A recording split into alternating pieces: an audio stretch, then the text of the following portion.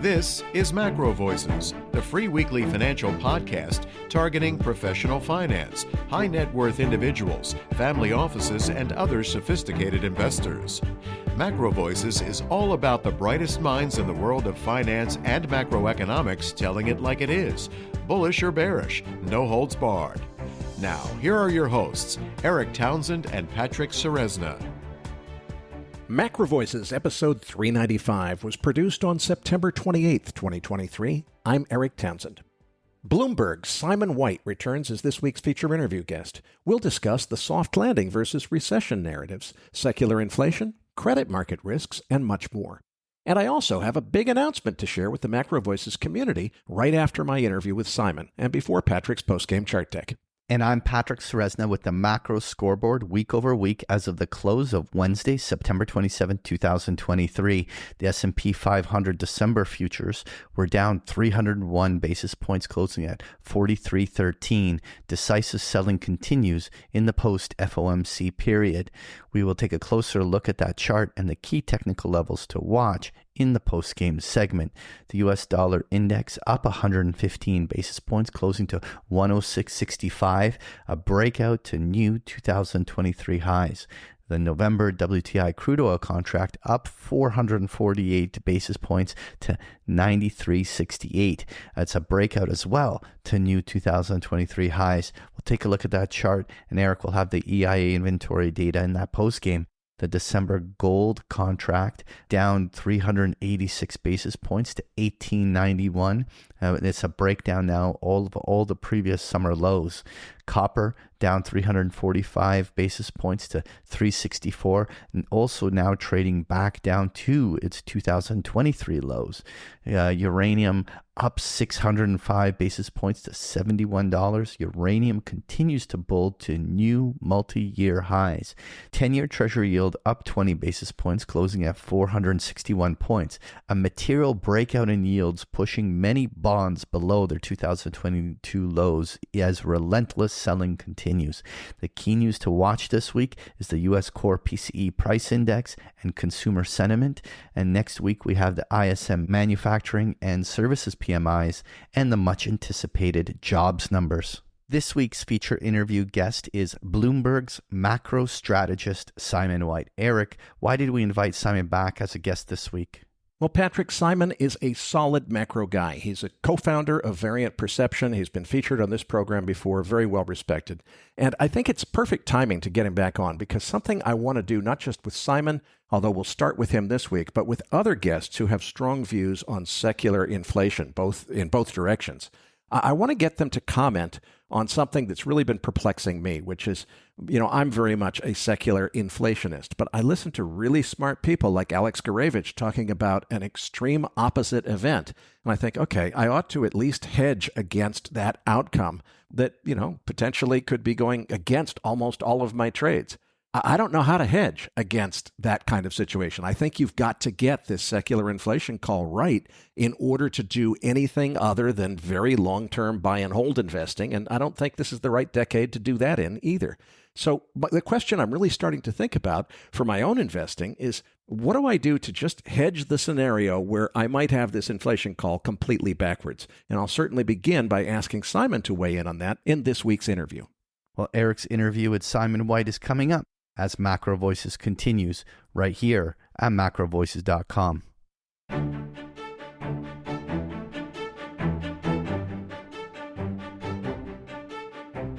And now, with this week's special guest, here's your host, Erik Townsend. Joining me now is Simon White. Many of you remember Simon when he was a co-founder of Variant Perception. That's the leading indicator guys that we like to get on the show every 3 months or so. Simon has moved on now and is Bloomberg's Markets Live macro strategist. Simon, it's great to get you back on the show. Listeners, Simon has prepared a slide deck. You'll find the download link in your Research Roundup email. If you don't have a Research Roundup email, it means you haven't registered yet at MacroVoices.com. Just go to MacroVoices.com, click the red button above Simon's picture that says looking for the downloads. Simon, I want to start with what's on everybody's mind. The long-awaited recession, is it really going to be forgotten in favor of a soft landing, or is the recession still on the horizon? Thanks, Erik, for having me. And that's a great question to begin with. So I would say I think the consensus certainly seems to have shifted much more towards soft landing, no landing scenarios. I mean, stepping back, there's an issue here with none of these things are very clearly defined. So I think everybody's in a position where they can be right or at least not proven wrong. Although I think a hard landing is, fairly clear, like if we get a recession. But even then, a recession is not something that's clearly defined either. I tend to go by the MBER, like they're the kind of the arbiter of whether there's a recession or not, and they give some guidelines about what they call a recession or not. But even there, there's a lot of kind of fuzziness around the definition. So I tend to look at recessions. Economies kind of switch into recessions, so they are a regime shift, and I think that's what really kind of catches people off their guard. Is not only are recessions, they're pronounced, they're protracted, and they're pervasive. The three Ps. I'd say there's a fourth P as well, and they are precipitate, and they tend to happen very abruptly.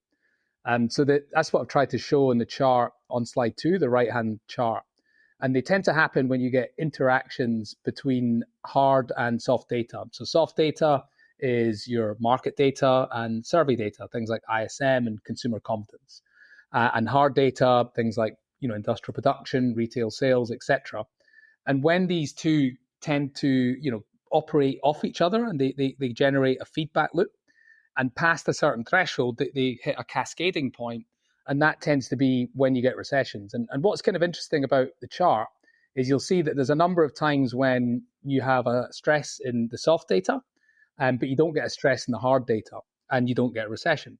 And they're really the times, the Fed is kind of, this is what the Fed's all about, right? The fabled Fed put is essentially if they can stop soft data stress bleeding into the real economy and then creating one of these feedback loops, then they're kind of like, they've done a reasonably good job. They prevented a recession. And where we are today, again, if you look at the chart, is you can see that both hard data and soft data are stressed, and they're past a threshold that has normally been associated with recession. So I think we're at a very kind of like hot point. The soft landing narrative, I think, is as I say, I think is basically misguided. I think that often just before a recession happens, people tend to be off their guard, and rapidly you get a decline in the data. And that's exacerbated by the fact that most economic data, some of it considerably so, is revised. And here's the kicker. It's often revised at most at turning points like recession. So going into recession, you're kind of most blind and the data is most wrong. So, we've got a number of things that are standing out to me right now that I think are consistent with prior recessions. So the claims data. Now, you can look at that in two ways. You can look at the national data, which is what most people focus on, but you get a lot more information content if you look at the claims data by US state. I mentioned, recessions, one of the attributes they have is they're pervasive. So you tend to see things worsening across sector and geography at the same time. And the claims data by state picks that up. And what we've seen over the last few months is that you're seeing deterioration in claims data across quite a high number of states to a percentage of states that's been consistent with a recession in prior years, with a very high kind of hit ratio. And that's the unemployment claims and continuing claims as well. So I think the recession is much more likely than the consensus believes. And I think when it does happen, it will happen much more abruptly. The data will suddenly take a massive turn for the worse. And also subsequently, the data will be revised a lot lower. And we won't know, we never do. We never know we're in a recession ex ante. It's only ex post. And that's really where it gets interesting, because obviously telling someone that a recession has already happened is useless as an investor. And what obviously as an investor you want is some sort of leading idea that you're going into recession, because equities, they're kind of like not super quick in terms of like they don't sell off a long time before a recession is deemed to have started, but they do sell off a little bit before, and they sell off obviously through the recession. You get a good drawdown then, and they start rallying before the recession ends.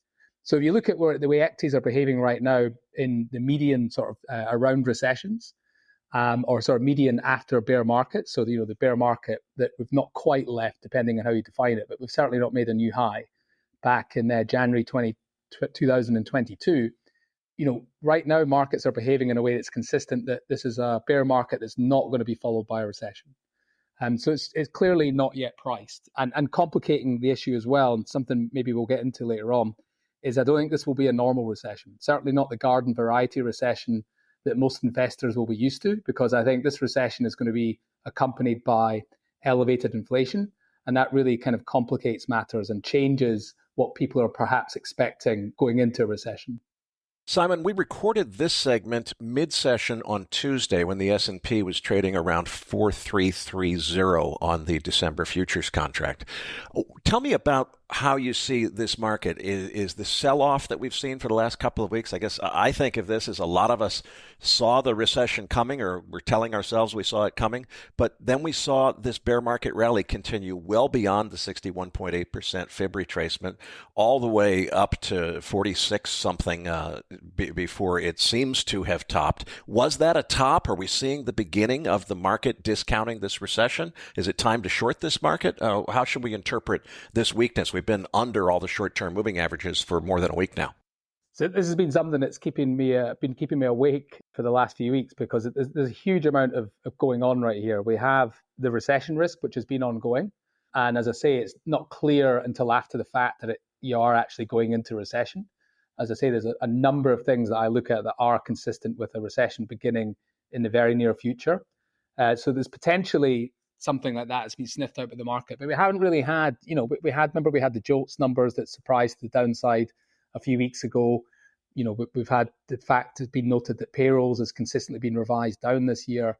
But we've not had anything, really recently that would suggest that all of a sudden that, the market is getting sort of recession vibes. So I'm not 100% sure it's generally a growth story right now. We've got yields rising quite precipitously high and quite fast. And again, that's something we can get into in a bit more detail.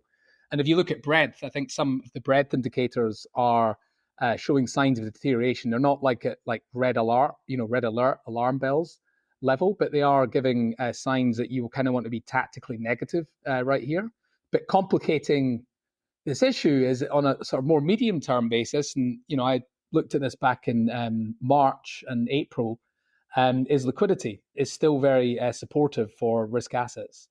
And that was something that was kind of interesting earlier in the year, because people were fairly negative back in, say, March sort of time. Sentiment was certainly less good than it was, say a month ago.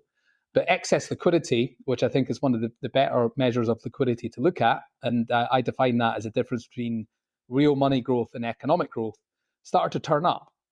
Not only does it have an empirically leading relationship with risk assets, in fact, we have a graph of it on slide 3 with the price of oil. It tends to be quite a inherently contrarian indicator, because growth is slowing down, but then money growth picks up in response to growth slowing down. Inflation is a lagging indicator, so it comes down, and you get excess liquidity rising.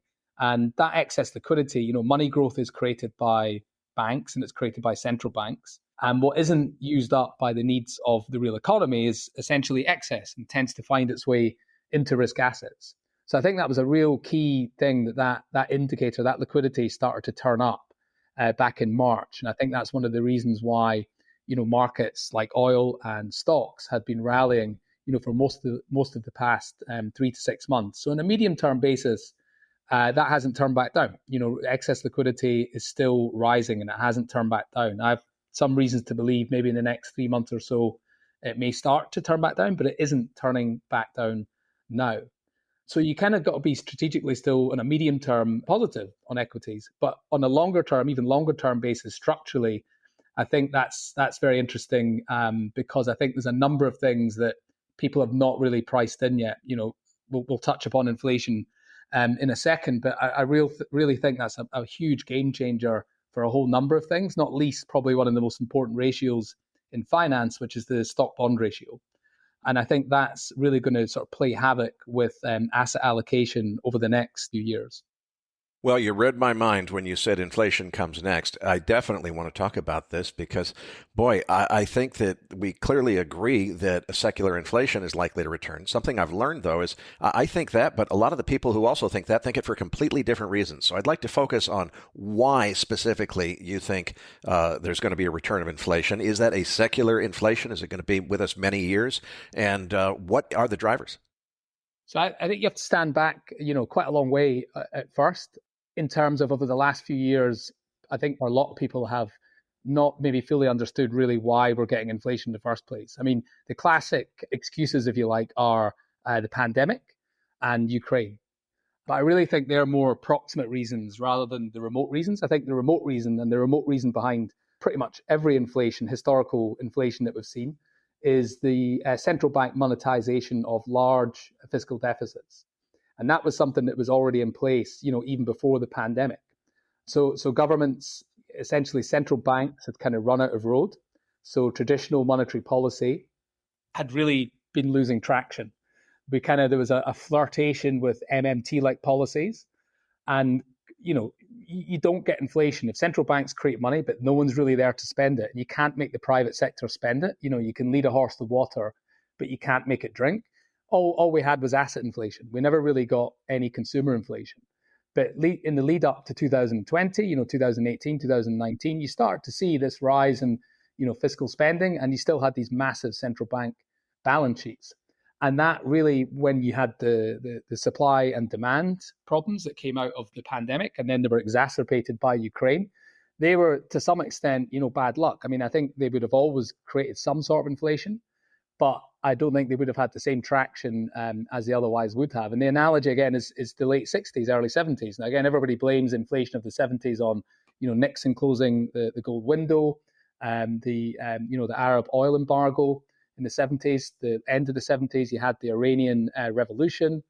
But really, before that, in the late 60s, you had rising fiscal deficits and more easier central bank policy. In fact, the Fed overestimated the productive capacity of the economy. And that's one of the reasons why it eased too much. So again, it's separating the remote from the proximate reasons. And as I say, I'm of the view the remote reason is large fiscal deficits that are being monetized. So that's where we are today. So we've now got much larger fiscal deficits even after the pandemic, and we still have very bloated central bank balance sheets. So that's the real underlying cause of inflation. The next question is, what has the Fed been able to do about it? Now, you would think after over 500 basis points of hikes over the last year or so, and inflation down from, say, a high of just over 9 down to a 3 handle somewhere, you'd like to think that the Fed has had a lot to do with that. But really, if you look into it, I don't think that's the case. And you can look at an indicator that the San Francisco Fed creates. It's the core acyclical and cyclical PCE. So they essentially separate out the PCE, the core PCE, into the cyclical components. And these are the ones that correlate very highly with Fed policy. And the acyclical is everything left over. And what's really interesting, if you look at the acyclical, that's the one that's driven pretty much all the drive down in core PCE. The cyclical side hasn't really budged.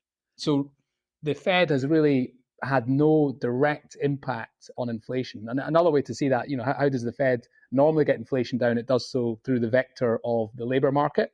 And there's still hardly any slack in the labor market. You look, obviously, the unemployment rate, you look at productivity, that's really not budged. So the Fed has probably thus far had very little direct impact on bringing inflation down. What has driven it, and I think this is in some sense the elephant in the room, is China. China came out of the pandemic as the only country to have had actual consumer deflation, and they're still struggling to regenerate and kickstart growth.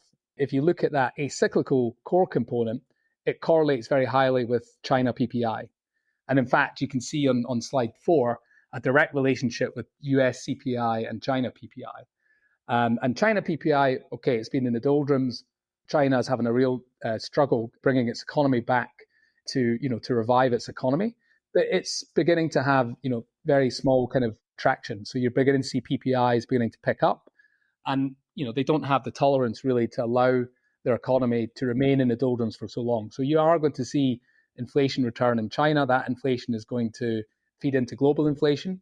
At the same time as well, the Fed has not really had any direct impact. So even if the Fed policy starts to have some impact, it's going to meet this re-rise in inflation. So that's really the structural reason, if you like, why I think you're going to see this sort of second rise in inflation. But to be clear, I don't necessarily think we're going to see a new peak in CPI, but I think we'll see another rise. And that's not priced in by the market right now. If you look at CPI fixing swaps, they're really not anticipating any particular re-acceleration in CPI. So I think, again, that would catch a lot of the market unawares. Thank you. That was an excellent, as you said, high-level perspective. Let's zoom in now to the much more timely this week kind of data.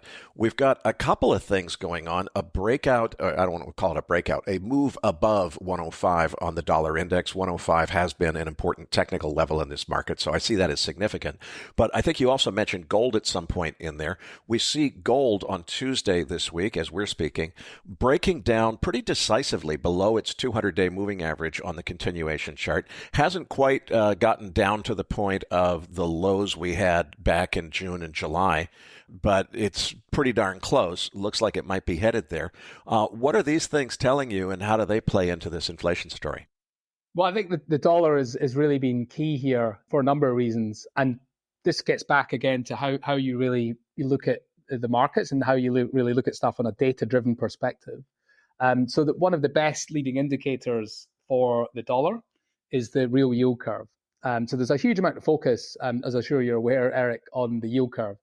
And I remember looking at the yield curve back, 5-10 years ago, around the last recession, the GFC recession. It really wasn't the same amount of focus on the nominal yield curve back then, certainly as a recession indicator. But now, every man and his dog talks about the yield curve.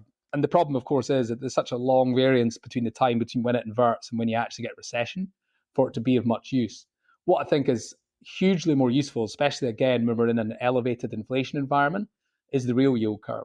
So I look at like 2s, 10s real. So I deflate the 2-year by CPI and I just look at 10-year real, versus the break evens. And that has been, since the last 9 to 12 months, has been heavily falling. And that really gave a lead on the decline in the dollar that we saw back in October. So basically we saw the dollar decline from October to July, and then over the last few months, last 2 months, I guess, the dollar has begun to rise again. So that trend is still really intact, that trend in the real yield curve. So I think on a medium-term basis, I think the dollar's primary trend is still going to be lower. And what that does, and what that has already done, is that has supported excess liquidity. So I talked about excess liquidity earlier on. So that's the difference between real money growth and economic growth. But a key part of it is it's in dollar terms.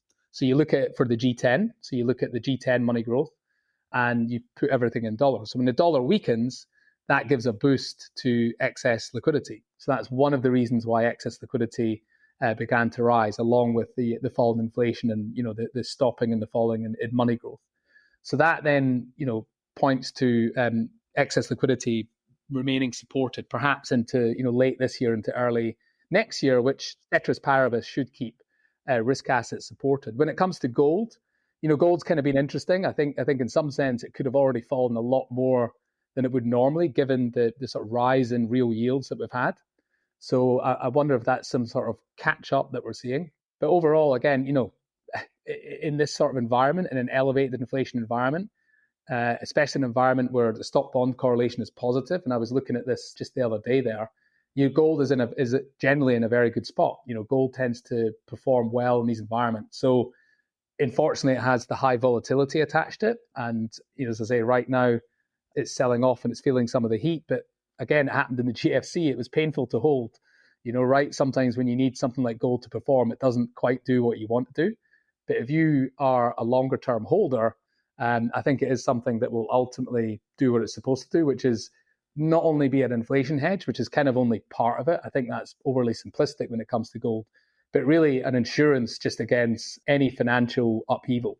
I think ultimately that's what gold, one of the gold's best attributes. So if people can hold on to it over the longer term, I think it will ultimately do what it's supposed to do.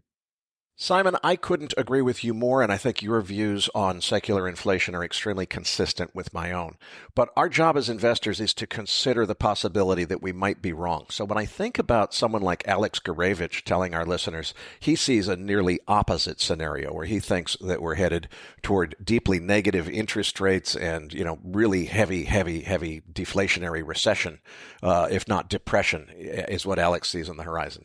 Let's imagine that you're a listener who listened to Alex's interview, listened to this interview, really thinks both you and Alex are both smart guys, and the guy wants to design his portfolio so that it's hedged to succeed if either you're right or Alex is right.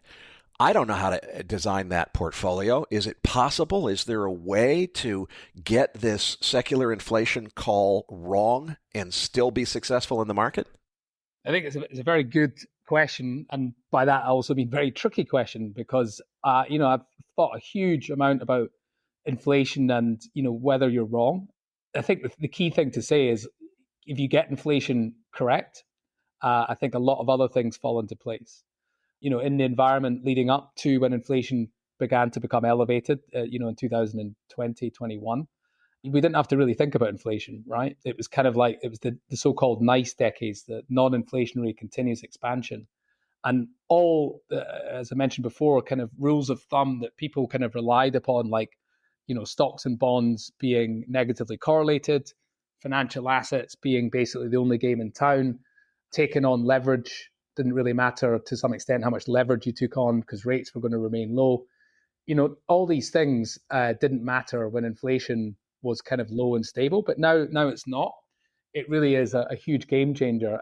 So if you get inflation right, you're probably going to get a lot of other things right. But I think it's such a huge bifurcation in terms of, the decision tree, whether you get high inflation, or decision tree, whether you get very low inflation.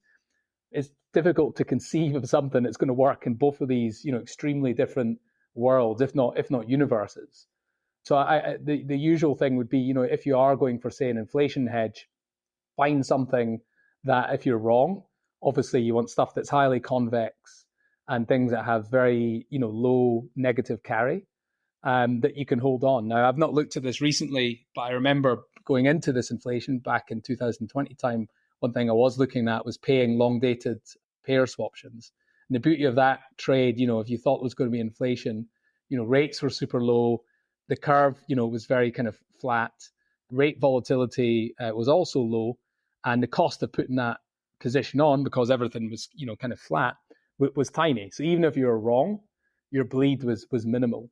So I would suspect that you're not going to find trades that are, if you like, right in both scenarios. You're going to have to find trades that are extremely, convex and cheap to hold on, even if you're wrong.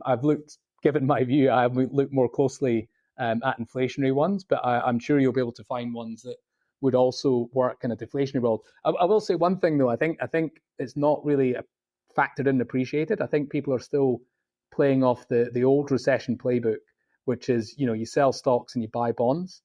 Really, that's unlikely to work in an elevated inflation backdrop. So obviously, if we get a deflationary thing, yes, bonds will rally quite hard. But even if, I think in a normal recession, we don't get any extreme inflation or deflation, I still think people will rush to buy bonds. But that might be the wrong thing to do, because in an environment where, you have Phillips curves that are nonlinear and unstable, which is what you get when inflation is elevated, you don't have the same relationship with unemployment and inflation that led to bonds being a very good recession hedge.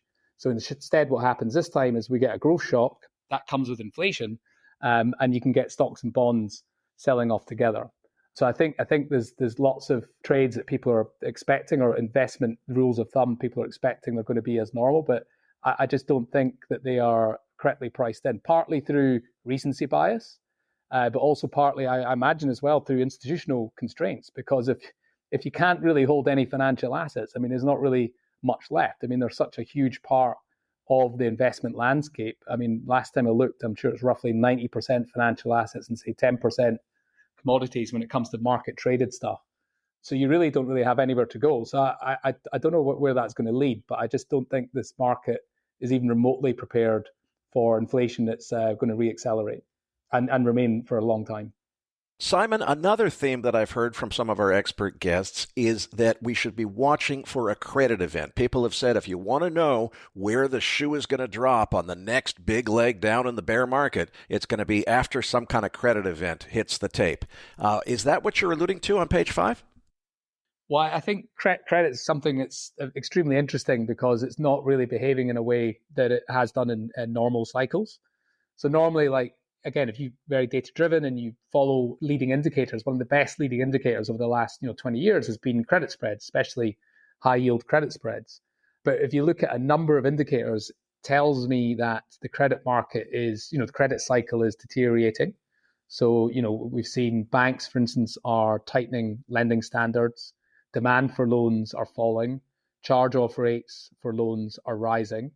And very interestingly, and I have that chart there, bankruptcies. So you can look at bankruptcy filings. So they tend to lead official Chapter 11 bankruptcies. So Bloomberg amalgamates them. I think they look at companies that have gone into court filing for bankruptcy with liabilities of over $50 million. And normally these bankruptcy filings track credit spreads, high yield credit spreads. And you can see from that chart that lately we just haven't had that. You've had this rise in bankruptcy filings, but credit spreads haven't really reacted to that. And I think there's a number of reasons for this. I think one sort of relationship I'm sure many of your listeners are familiar with is very high correlation between the VIX and high yield spreads, which is the chart on the left-hand side.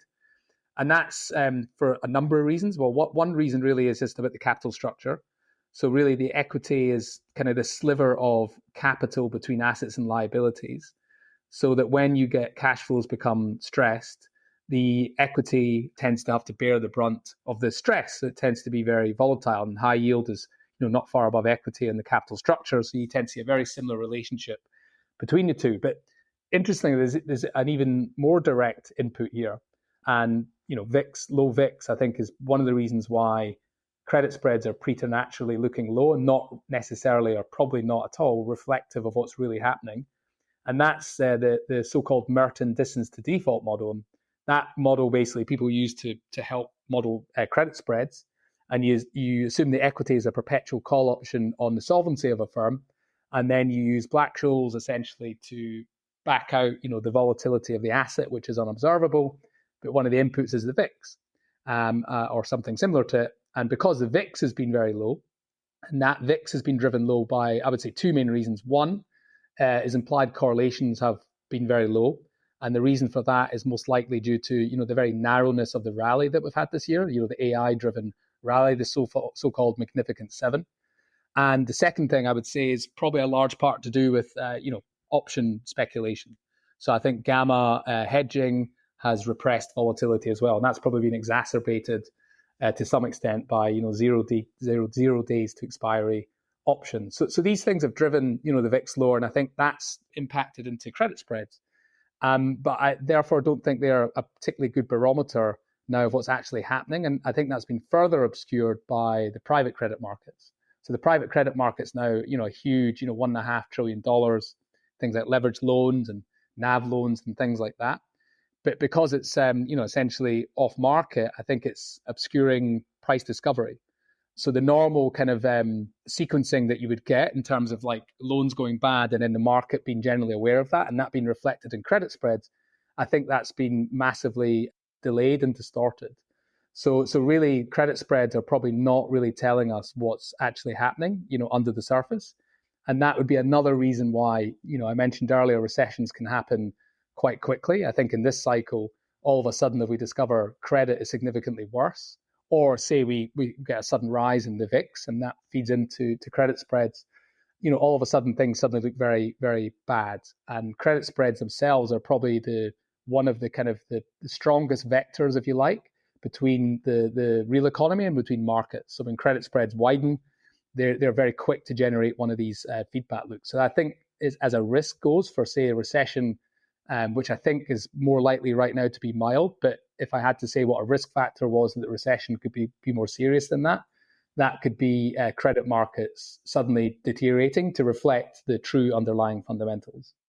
Let's go a little deeper on your comments about stock-bond correlation, because one of the predictions that we discussed, I want to say a couple of years ago on this show with several different guests, was this idea that there was so much of institutional finance tied up in risk parity trades that a lot of people were predicting, look, if you got a forced unwind of risk parity, where you had a breakdown in stock-bond correlation that started a selling of both assets at once because people were levering risk parity portfolios, that could potentially start kind of an avalanche effect where once it gets going, it can't be stopped. It seems like the prediction of the stock bond correlation, switching into positive has already happened, which people were predicting back then. The prediction was if that happened, it could just start this avalanche, which goes totally out of control and nothing can be done to stop it, and the markets crash. Is that still a risk? I don't follow, how much exposure there was on risk parity trades institutionally 2 years ago versus today. Is there still as much risk as there used to be? And what could happen if this stock-bond correlation continues to stay positive? Well, I think the risk parity and all the things you mentioned is certainly a possibility. But when I last looked, I think risk parity is something like $120 billion strategies under management. That's probably dwarfed by the more traditional 60-40 portfolio construction. I imagine that we're talking here hundreds of billions, if not trillions, are multi-asset portfolios with roughly these sort of ratios. And I think they're all risk parity, and the whole kind of 60-40 construct really starts to come unstuck when you have the stock bond correlation moving positive. And again, this is one of these things I just don't think the market's really caught up yet. Again, either through recency bias or just through, institutional restraints. I'm not really sure what you're supposed to do other than, pile everything into cash. And obviously that's most likely not feasible for a lot of managers. So now that you've got this positive stock bond correlation, of course, the reason why bonds have been so attractive over the last 15, 20 years to so many investors, and that's what's driven the term premium, or one large part of it. Say quantitative easing has also been part of it. But driven term premium so low is they've been very sought after. They're a portfolio hedge, so they dampen returns, so you get better risk-adjusted returns, but without really impacting the total return compared to equities that much. And they're a recession hedge as well. And I already alluded to the fact that, that only works when you have a linear, sort of normal, stable Phillips curve. And we just don't live in that world anymore. So, this stock bond ratio being positive will lead a lot of people eventually, I think, when they realize it's not an aberration, it's something that's here to stay. And the reason why, by the way, why you tend to get stocks and bonds moving together, and we saw it in the 70s as well, is it's driven by inflation expectations. So inflation essentially just starts to drive everything, and stocks and bonds start to move together. So, I think when people realize that it's not an aberration, it's something that's going to be here for some time, it's obviously people are going to have to start to make decisions of why hold bonds if the two reasons why you originally held them don't really make any sense anymore. And then what do you do? Simon, let's imagine what you just said happens, which is there's a realization in markets. Maybe somebody famous says something publicly that, hey, look, folks, we've got correlations that are positive between stocks and bonds. It's here to stay. It's a new secular change. And there's a realization that, this hedging function that we're used to for, I don't know how many decades it's been that everybody has used that hedging function, but it suddenly isn't working. Does that potentially have the risk of creating a self-reinforcing, vicious cycle of selling, where selling begets more selling, and you basically have a crash of bond markets as a result of the market realizing, hey, wait, bonds, as you just said, don't serve the function that they used to serve. Maybe we don't need them anymore. If everybody doesn't need them and sells them, boy, who's going to finance the government? I don't think you get that kind of worst case scenario. Certainly not anywhere in the near future. But I think people will be looking at their portfolios. Like what's the point in holding on to this asset that as I said earlier, it's not doing what it's supposed to do. So then you go, what are your alternatives? So you go, do I look at corporate debt? But the problem there, of course, is the corporate bond markets are kind of dwarfed by the treasury market. So, you can't have everybody really, try to replace their treasury with corporate bonds. Then you might look at things like commodities or gold, And actually, if you look at them, they actually do improve the risk-adjusted returns in positive correlation environments, stock bond environments. But again, you've got the same problem. I mean, you can't, you're a manager there with hundreds of billions under management. You can't, go into commodities. You can't go into gold, things like that. So they're not really viable. And cash isn't an option either. Cash right now is very attractive at, over 5%. But you can't, you've got rollover risk and you have to justify fees. You can't really just pile your money into 3-month T-bills. You're kind of like a cul-de-sac. And I'm wondering whether people just think, you know what, why don't I just buy more equities? Because I need higher returns. Obviously, it's in a positive stock bond environment, as I mentioned before, you have a higher cash. You tend to have higher cash rates. So you kind of you've got a higher bar to begin with anyway. And so you might conclude, given your constraints in terms of liquidity and in terms of where you are with risk-adjusted returns, and also you're not getting any benefit from owning bonds anymore like you did, you might just decide to up your equity proportion.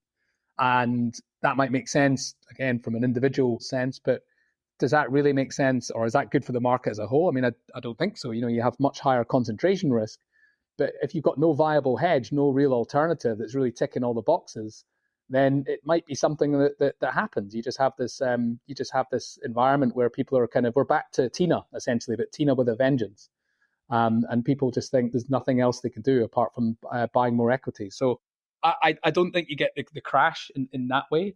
I don't think it happens overnight, but I do think that the penny will have to eventually drop and people will have to re-examine how their portfolios work. If we're right, that is, of course, that we are in an elevated inflation regime.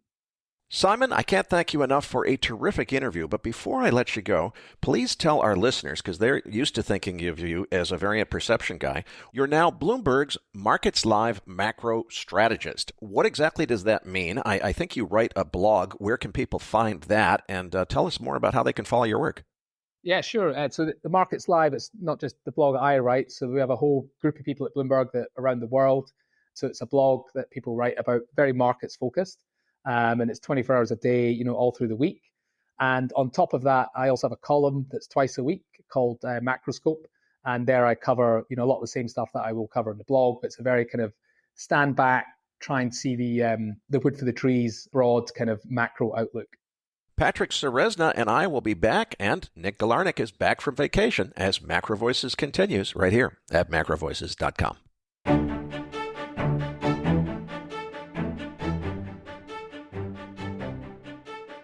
Erik, at the top of the show, you said you had a big announcement to share with our listeners. What's on your mind? The release of my Energy Transition Crisis docuseries has taken a bizarre turn that I'd like to share with the MacroVoices community.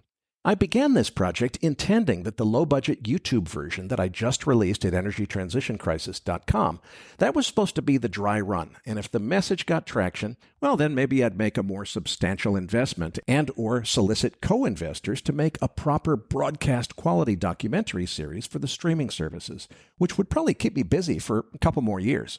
The whole motivation for all of this was wanting to find something that I can do in my retirement to feel that I still have a clear purpose in life, and which I could do while living anywhere from the comfort of my own home and at the relaxed pace of a retirement hobby rather than a high-stress job.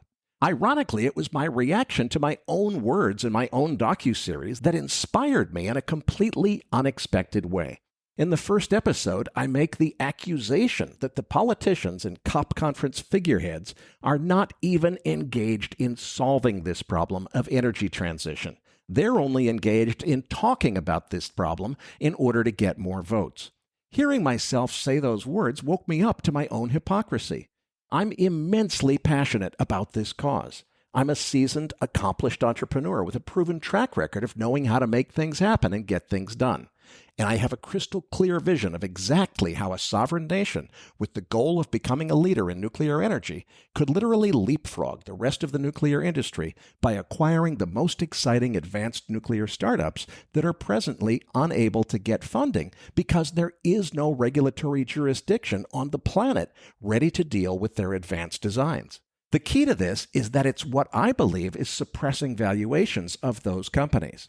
A sovereign has a massive arbitrage opportunity not available to a private sector investor who can't offer the company being acquired a place to test its reactors as part of the deal. And if I were in charge of calling the shots for one of those countries' sovereign wealth funds, I'd know exactly what to do. I'd roll up all the most promising advanced nuclear startups, let them stay in the countries where they're presently organized, and put all the testing and certification in the sponsoring country. The opportunity for the right sovereign nation to control the advanced nuclear industry is amazing, and I'm spending my time making YouTube videos of me talking about solving this problem. That's the very thing that I criticize the politicians for doing. So I've made two really big life decisions in the last week. Fuck making any more documentaries, and fuck retirement. I'm done talking about how to get energy transition on track, and I'm ready to just do it. Not someday, but right now, while the opportunity is still ripe. The optimal scenario would be for the U.S. government to get its shit together around nuclear energy policy, so that I could do this in the country I was born in. But sadly, I've given up on my own government getting its shit together in the 25 to 30 years I personally have left on this planet. And I'm not ready to die until I solve this problem by building the Toyota of small modular nuclear reactor companies first. What's needed is for a sovereign nation or its sovereign wealth fund to recognize two very important things. Number one is the incredibly ripe opportunity to seize control of the global advanced nuclear industry and fast-track testing and certification of advanced reactors, particularly advanced technology small modular reactors, which will revolutionize the way we think about nuclear energy. So I want a full-time job, working for a sovereign government that's not as screwed up as my own government. I could work for that government or its sovereign wealth fund. The job description I want is simply making that country the undisputed leader in advanced nuclear technology within 10 years. And I'm willing to work for an annual salary of $1 plus a really, really big bonus to be paid in arrears only after I achieve the stated goal and make my new employer the undisputed global leader in advanced nuclear energy. And I'd happily move anywhere in the world for that job. The reason this opportunity is so incredibly ripe right now is that most of the energy transition and climate community is completely clueless on advanced nuclear technology. And even within the nuclear community, few people really understand the merits of liquid-fueled molten salt reactors, which can load follow, making them suitable for both baseload and intermittent supply, and which can operate in the middle of the desert with no adjacent ocean or river to provide cooling water. The COP conference crowd is just wasting time pretending unrealistic solutions are scalable when they're not. They don't have a clear vision for how to really pull this off, and the vast majority of them don't even have a meaningful understanding of the scale of effort that will truly be required. The advanced nuclear startups who are pioneering the most exciting technology that really holds the most potential are all facing the exact same challenge. No nuclear regulator on Earth even understands molten salt reactors, thorium fuel, and the various other technologies explained in Episode 6 of Energy Transition Crisis. That means these companies have nowhere to test their prototypes and obtain initial certification for their reactor designs. Some of these companies are in countries whose regulators are completely inept, and those companies are literally shopping around the globe from country to country, looking for a friendly jurisdiction they can try to persuade to expand their horizons and allow testing and initial certification of their new advanced reactor designs. The nuclear regulators don't know how to regulate anything but water-cooled reactors, and that's exactly what we should be trying to get rid of. The perfect marriage made in heaven is between a sovereign nation with an interest in establishing itself as the global leader in nuclear energy and those advanced nuclear companies that need a place to test their reactors. The deal I'll propose to my prospective sovereign employer is that we're going to buy a substantial or controlling interest in all the most exciting advanced nuclear startups and then fast-track a nuclear testing and certification facility inside the host nation's borders, so that they're able to manage their own regulators to help rather than hinder the certification process. I'm willing to take the personal financial risk of not being paid for my services until I actually deliver on my promise. But my new employer will need to be willing to give me a reasonable budget. $100 billion would be perfect, but I think I could do it with 50 in a pinch. And yes, that's definitely billion with a B, not million with an M.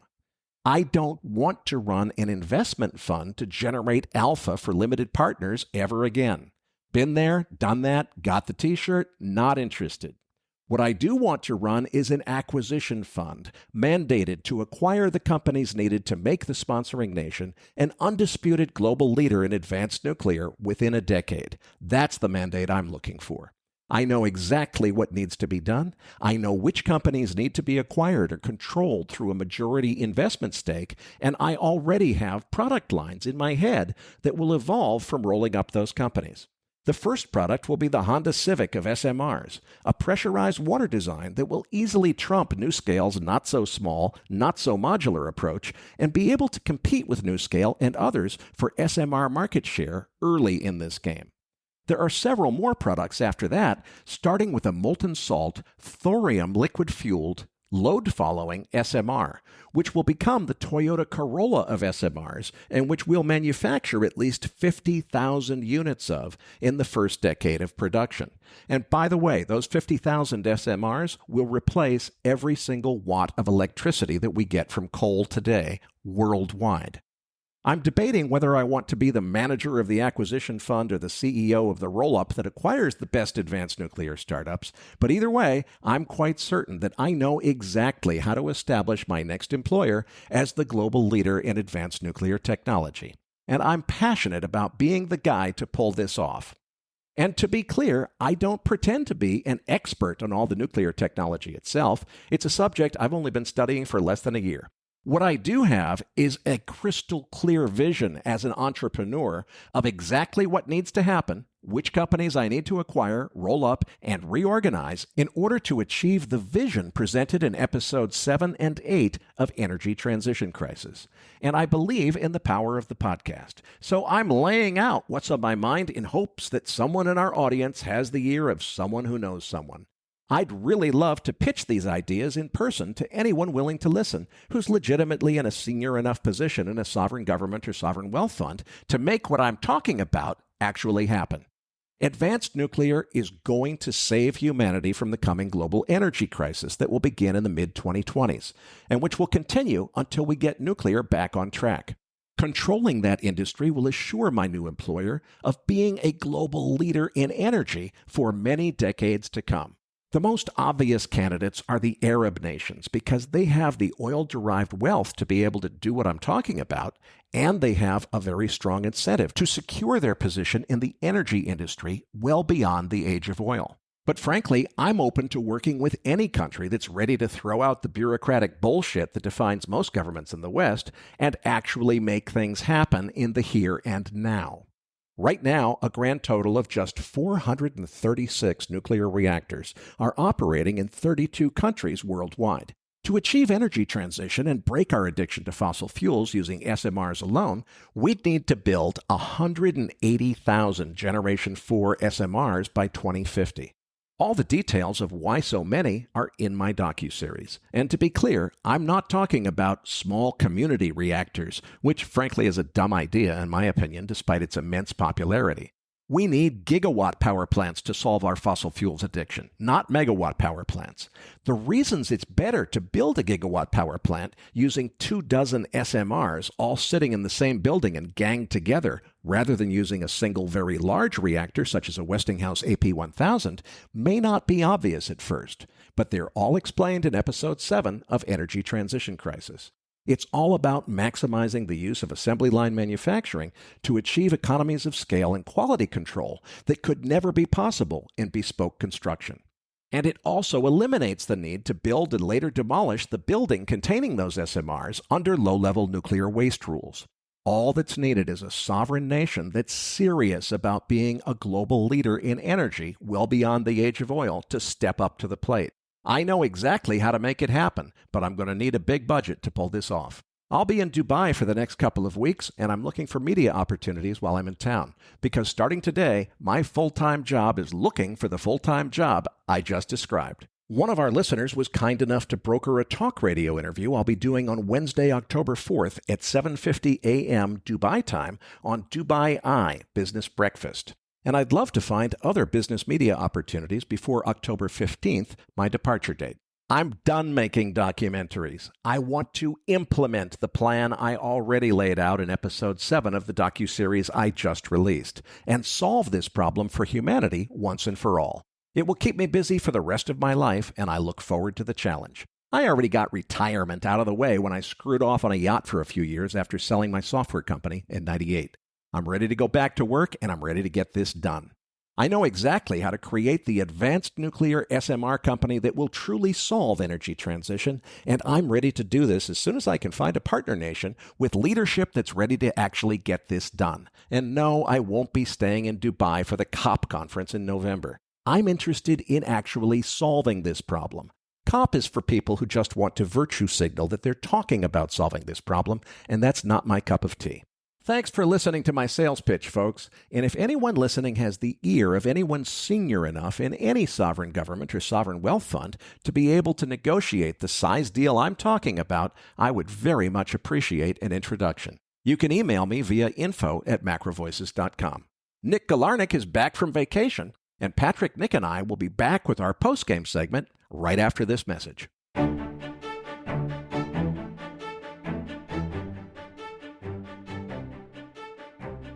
Energy Transition Crisis, my new video documentary series about energy transition, has finally been released, and anyone can watch it for free at energytransitioncrisis.org. The series explains exactly what it's really going to take to break humanity's addiction to fossil fuels and why it will take longer and cost more than almost anyone realizes. And I'd like to think the 3 episodes on nuclear energy are among the most detailed on YouTube. This is a passion project for me, and there's no profit motive, no revenue, and therefore no budget other than donations. I'd really appreciate your help promoting the series. Things you can do to help include subscribing to the Energy Crisis Doc YouTube channel, liking every episode, posting comments on YouTube, and posting links to your favorite episodes on social media. If you don't have time to do those things, there's also a donations page at energytransitioncrisis.org. The money does not go to me. 100% of it will be spent on YouTube and other social media advertising to promote the series. Thanks in advance for your help. Now let's get back to the show and Patrick's post-game chart deck.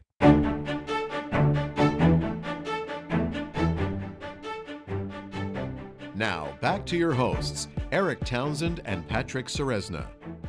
Erik, it was great to have Simon White back on the show. Now joining us in the post-game segment is Nick Galarnik. Now let's get to that chart deck. Listeners, you're going to find the download link for the post-game chart deck in your Research Roundup email. If you don't have a Research Roundup email, that means you have not yet registered at MacroVoices.com. Just go to our homepage, MacroVoices.com, and click on the red button over Simon's picture that says looking for the downloads. Now, Erik, let's start off by covering crude oil, starting with the EIA inventory data.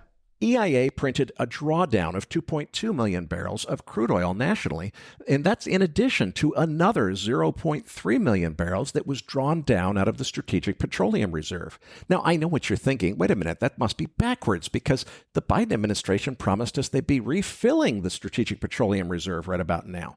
I think what it is in Bidenomics, what they're doing is they're refilling it every week. They just happen to refill it with a negative number this week. That's all. Nothing to see here, folks. Keep moving. Cushing, Oklahoma, drawing down 943,000 barrels. Not quite a million barrels. Doesn't sound like that big of a drawdown, but on a percentage basis of what's left in those tanks in Cushing, it's absolutely monumental. Cushing cannot last much longer with all of these big drawdowns, and that's the reason that we're seeing this explosion in the WTI time spreads. And finished products were the builds on the board, with gasoline building 1 million barrels and distillates building 398,000 barrels. U.S. production held steady at 12.9 million barrels. Yet another example this week of an overbought market dipping far less than expected and then powering higher much sooner than expected. The term structure is absolutely exploding upwards. This is the biggest move since February of 2022 when the Ukraine invasion began. That probably begets the question, okay, does that mean that the market is signaling that there's, some new war escalation coming? No, it doesn't mean that. What it means is that the market is scared to death that there's a possibility it might not be able to settle the November or December WTI crude oil futures contracts. The reason for that is because the inventory has been drawn down to such ridiculously low levels. So it's because of that extremely low inventory level in Cushing and elsewhere that I think this is happening. The market could be smelling out geopolitical risk as well, but one way or another, we're seeing a blowout in the term structure that is usually a very bullish sign for the flat price. We have to be careful to say that here because we're already pretty seriously overbought on the flat price, really right at the top of the channel that the market has been tracing, and a lot of people are saying that channel is just frightfully steep already, thinking it might break down to the downside, but it almost seems to be breaking to the upside. So what's driving this? How much farther does it have to go? We'll find out, but this market couldn't look a whole lot stronger. Big question is just looking this overbought. Surely there must be a pullback coming, right? Well, how many times have I said that in the last 3 weeks? So on page 2, I have that crude oil chart. And when I overlay this 50-day moving average on there, you can just see how clean of a breakout this entire last 2 months or month and a half has been for crude oil. We've been now in almost a 1-year bear market in crude where it decisively remained in a primary downtrend. And we have now cleared the highs from October and November of last year and really started to see the pattern of higher highs, higher lows, staying above the moving averages. Crude oil is really going. Now, to me, there's 2 really important hurdles for crude oil, and they're the fib zones that lie more or less in this $94 area and this $100 area above. The 100 is also obviously a key psychological factor. You're going to certainly get a huge number of headlines amongst all the major financial media outlets when the $100 level is hit on crude.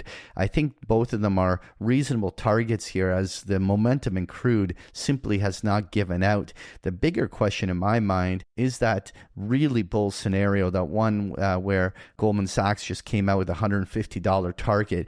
Are we seeing this begin a substantial new primary trend that will last the remainder of the year and keep or even head right back to the 2022 highs? I'm a little bit cautious of making that bold of a call here. Right now, I think this approaching the upper targets toward 100 is a very realistic short-term target. And then I want to really see how the price action settles in. And if it looks really good, I think looking for continuation patterns will make a whole lot of sense. Now, let's move on to equities. And this is, Nick, where I want to get you involved. It's been a while since we got an update from you. So let's talk the S&P 500. What levels are you watching?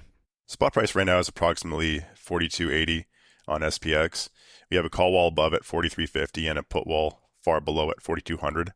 The implied move for the October 20th monthly OPEX is plus minus 140 points. So the expected move to the upside would be 44.20, and the move to the downside would be 41.40 approximately. Now we have key resistance just above at 4,300, key support just below at 42.50, which was tested yesterday, and then support just below that at 4,200. Given that we're down about 8% from the year highs, I'm inclined to think we see some more pain ahead, possibly some dead cat bounces toward that 43.50 area, but I am not so bullish right now. I'm pretty bearish, and I may be late to the party perhaps, but I do think we're going to see some more downside. I don't see an impetus to hold equities right now given the risk-free rate. What are your thoughts?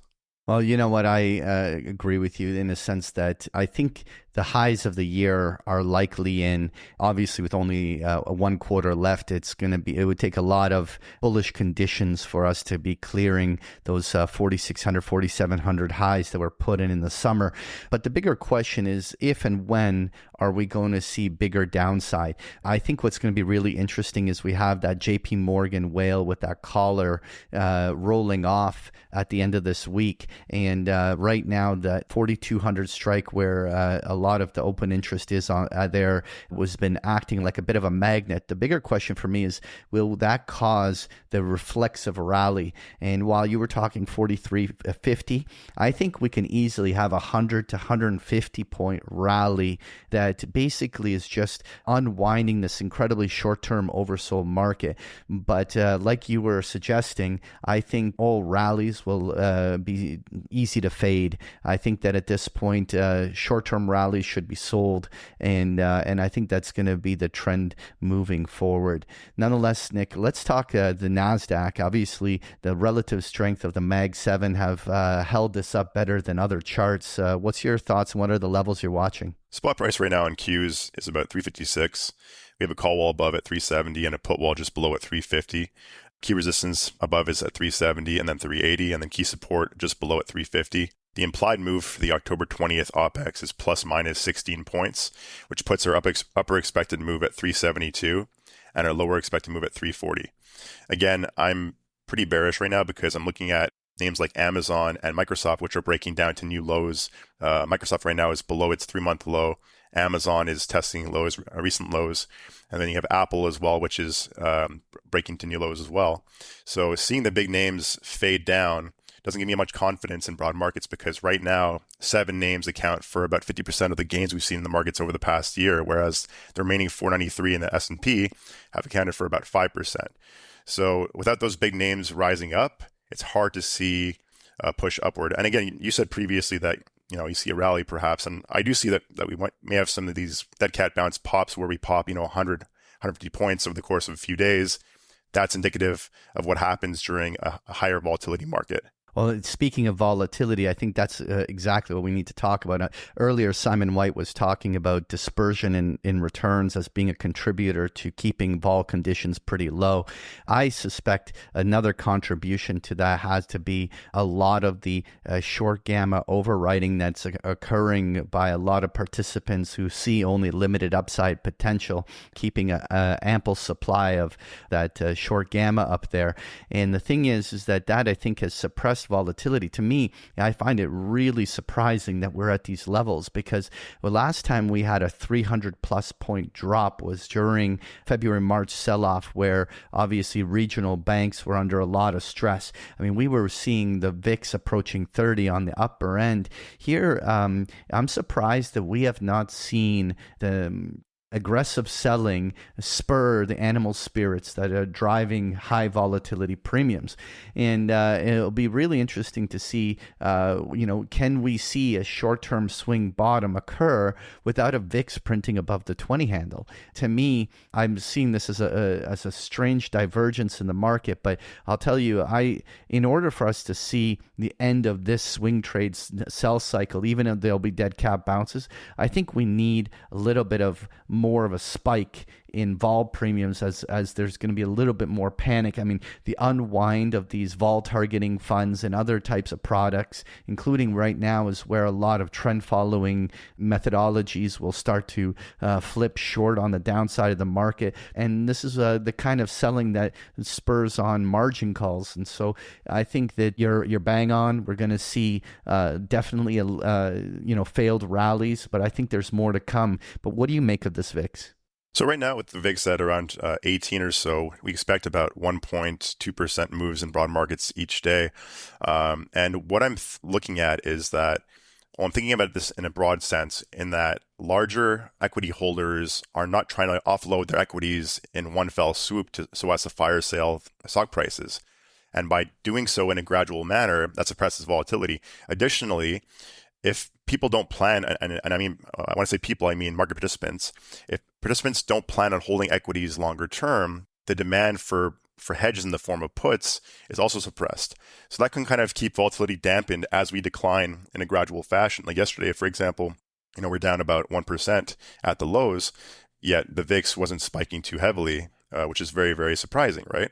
But I do think that this lack of demand for equities going forward over the next perhaps 6 months or so would suppress the demand also for insurance in the form of puts, which will also suppress the VIX perhaps. Now, moving on to page 7, we have the US dollar index. What are you guys thinking here?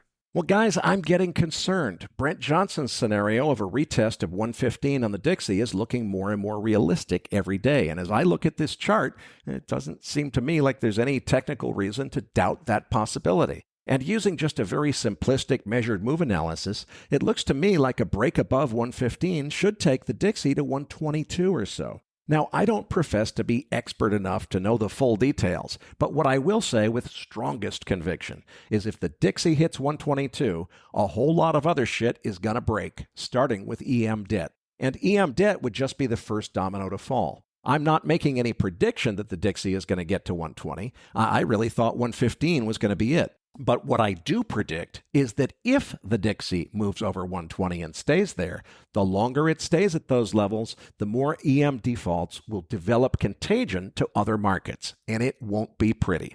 Yeah, Eric, clearly this is a bull breakout. The bigger question in my mind is how much does it accelerate? How much does it gain traction?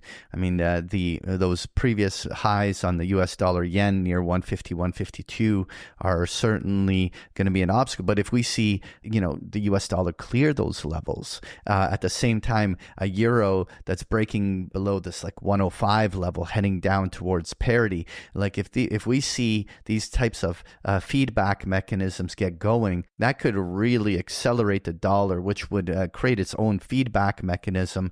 And that could certainly be a contributor to sending this risk-off message throughout the entire marketplace.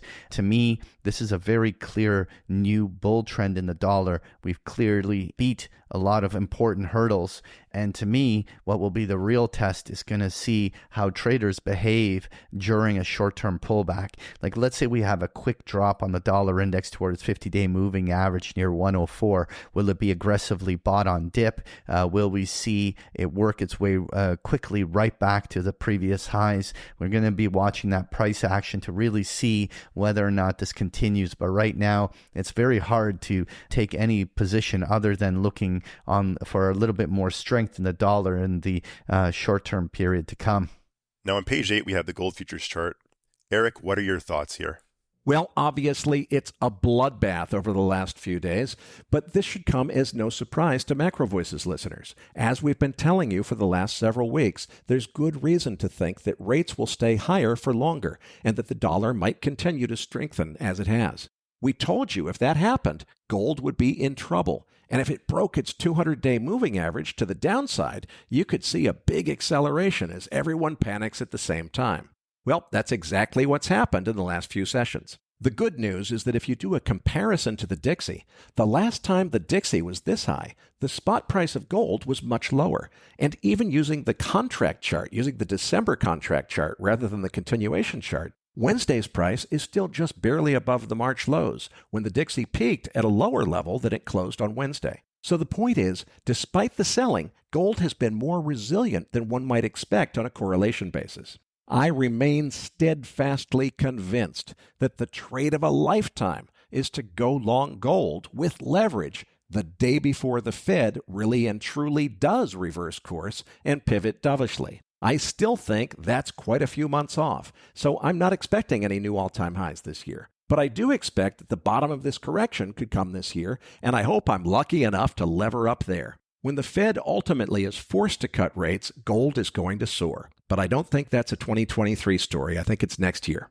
Erik, I don't make this much more complicated. To me, I look at gold as a cross currency to the US dollar, and I understand real yields and other things like this obviously contributors to the trends.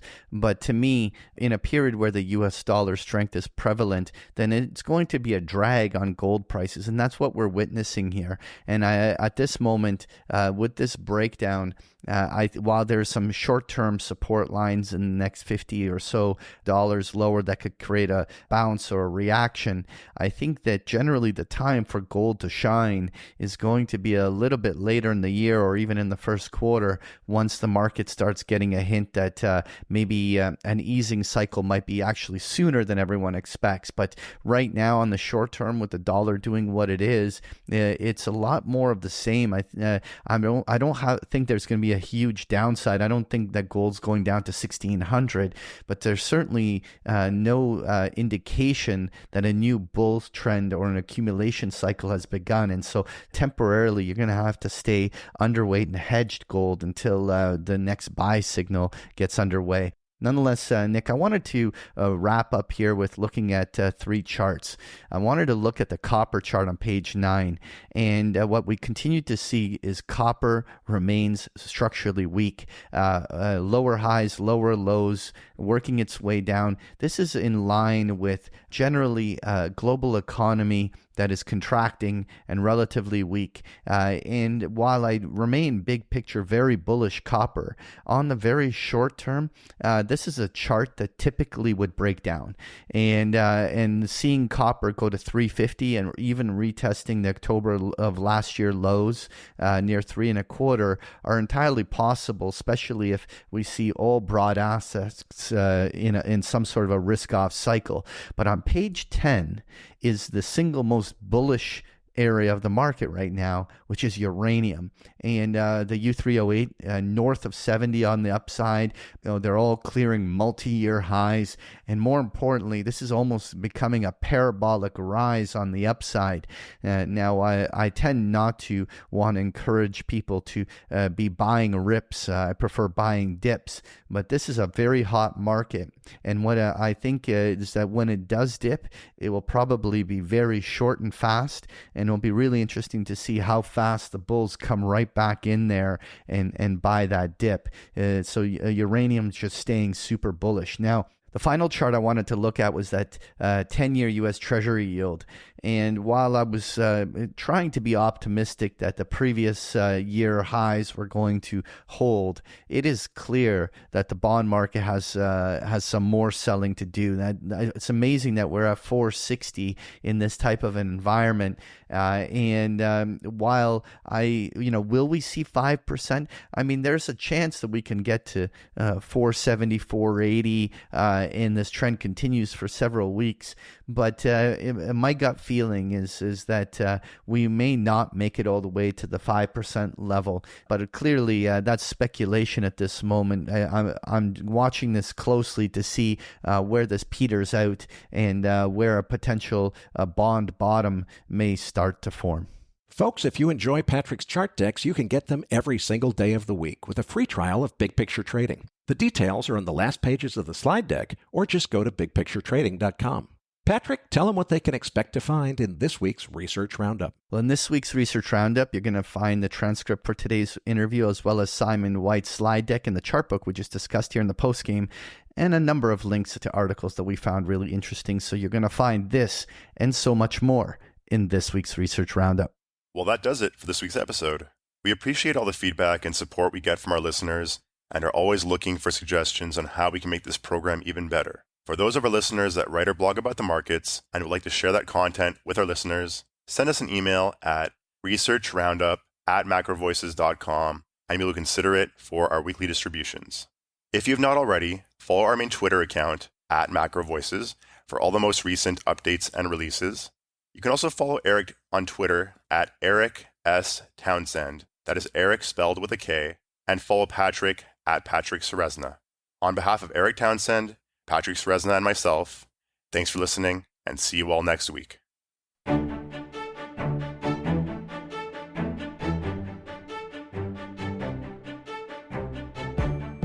That concludes this edition of Macro Voices. Be sure to tune in each week to hear feature interviews with the brightest minds in finance and macroeconomics. Macro Voices is made possible by sponsorship from BigPictureTrading.com, the Internet's premier source of online education for traders. Please visit BigPictureTrading.com for more information. Please register your free account at MacroVoices.com. Once registered, you'll receive our free weekly Research Roundup email containing links to supporting documents from our featured guests and the very best free financial content our volunteer research team could find on the internet each week. You'll also gain access to our free listener discussion forums and research library. And the more registered users we have, the more we'll be able to recruit high-profile feature interview guests for future programs. So please register your free account today at macrovoices.com if you haven't already. You can subscribe to Macro Voices on iTunes to have Macro Voices automatically delivered to your mobile device each week free of charge. You can email questions for the program to mailbag@macrovoices.com, and we'll answer your questions on the air from time to time in our mailbag segment. Macro Voices is presented for informational and entertainment purposes only. The information presented on Macro Voices should not be construed as investment advice. Always consult a licensed investment professional before making investment decisions. The views and opinions expressed on MacroVoices are those of the participants and do not necessarily reflect those of the show's hosts or sponsors. MacroVoices, its producers, sponsors, and hosts Erik Townsend and Patrick Ceresna shall not be liable for losses resulting from investment decisions based on information or viewpoints presented on MacroVoices. MacroVoices is made possible by sponsorship from BigPictureTrading.com and by funding from Fourth Turning Capital Management, LLC. For more information, visit MacroVoices.com.